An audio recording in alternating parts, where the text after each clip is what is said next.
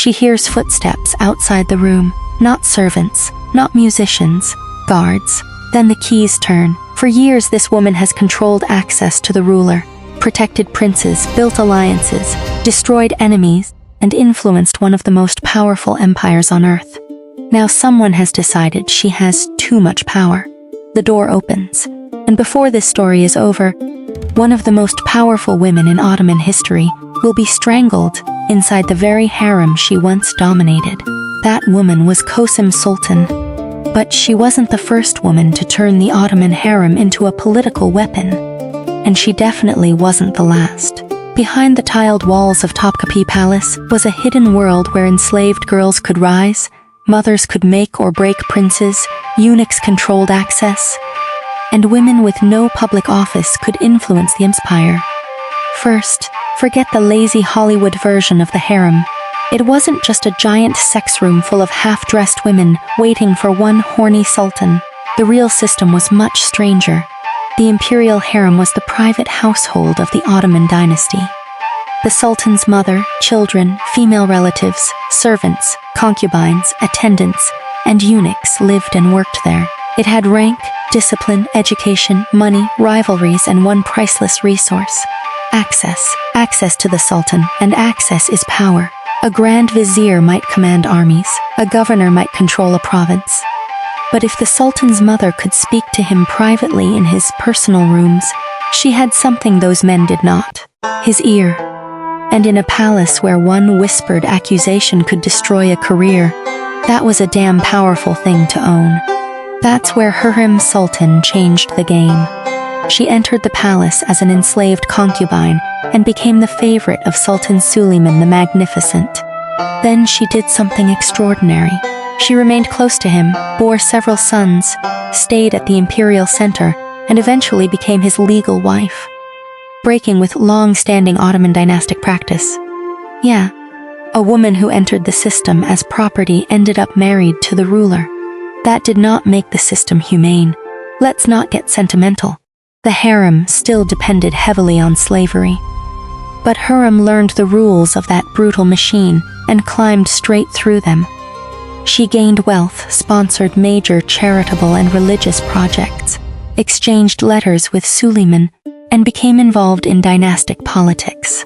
And dynastic politics in the Ottoman court were not a cute family argument. They could end with a prince being strangled. Süleyman's son Mustafa, born to another concubine, was executed on his father's orders in 1553. Hurrem has often been blamed for helping engineer his fall because Mustafa stood in the way of her sons. Quick reality check. Historians cannot prove some secret murder plot designed entirely by Hurrem. Court politics were messier than that. But her rise changed the balance inside the dynasty. A mother was no longer merely raising a prince. She could be building a political future, and that future might require another prince to disappear. This growing political power of imperial women became so important that historians often describe the era as the Sultanate of women. After Hurrem came Nurbanu Sultan. She became the chief consort of Selim II, and later the mother of Sultan Murad III. That second role mattered enormously. The mother of the reigning sultan, the Valide Sultan, could sit at the top of the female palace hierarchy with income, staff, patronage networks, and direct access to her son. Think about that. Powerful men outside the harem might spend months trying to get a decision from the ruler. His mother could send a message through a trusted servant. Ah yes, very equal system. Nurbanu became deeply involved in court politics and diplomacy, and foreign governments understood that ignoring powerful palace women was stupid. Venetian representatives paid close attention to her influence. Then came Safiye Sultan, another woman who understood the value of controlling access. As the favorite of Murad III and later mother of Mehmed III, Safiye became one of the dominant women of the court. She even corresponded with Queen Elizabeth I of England. Yeah. Imagine being a European monarch supposedly dealing with the mighty Ottoman Sultanate, while also realizing, maybe we should send something nice to his mom. This is the hidden world people miss. The harem had no elected parliament, no press conference, No official minister of terrifying mothers. Power moved through relationships. A whispered recommendation, a gift, a marriage arrangement, a servant carrying a message, a eunuch deciding who gets through a door, a mother telling her son, "Do not trust that man," and sometimes that was enough to end a career. Then the system produced Kösem Sultan and Jesus. Kosem played the game at another level. She became a favored consort of Ahmed Vips. More importantly, she became the mother of future sultans Murad IV and Ibrahim, and later grandmother of Mehmed IV. When Murad IV became sultan as a child in 1623, Kosem became the dominant political figure around the young ruler and exercised regency authority during his minority, not merely influential. This woman was helping run the damn empire. Imagine the tension. Ministers bowing to a boy, officials pretending the normal rules still apply, and behind private doors his mother is receiving information, supporting appointments, dealing with crises, and trying to keep the dynasty alive.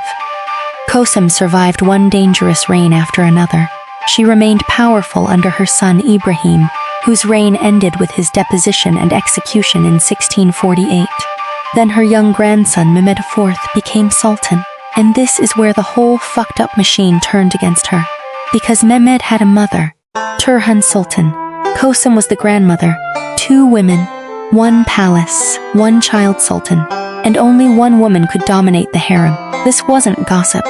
This was a struggle over access to the ruler, control of the household, appointments, allies, money, and the future of the dynasty. Kosem had experience, networks, and decades of survival behind her. Turhan had the most important connection in the building. She was the sultan's mother. The rivalry became deadly. In 1651, Kosem was killed inside the palace during the struggle between the 2 factions. She was strangled. Members of the harem establishment were involved in the killing, and Turhan's faction emerged victorious. Think about that ending.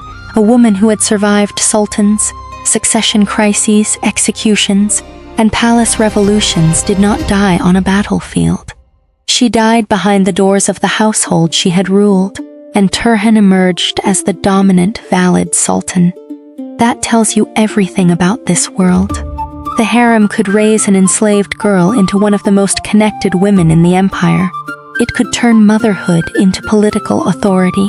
It could make ambassadors chase access to women who supposedly lived in seclusion. And it could kill those same women when their power threatened somebody else. The strangest part is that much of this power was indirect.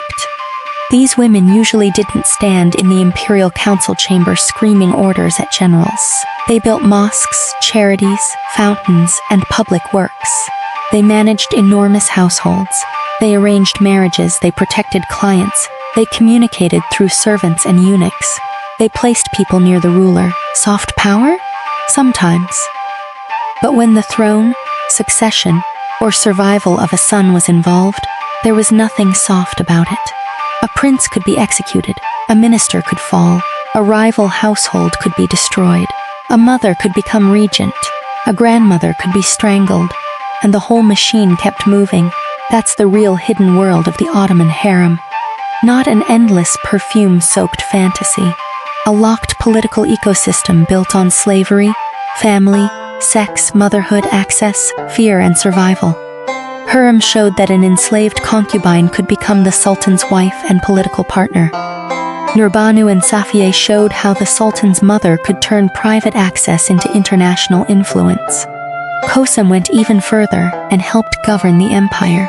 Turhan proved that even the most powerful woman in the palace could be replaced. So when you picture the Ottoman harem, don't just picture silk curtains.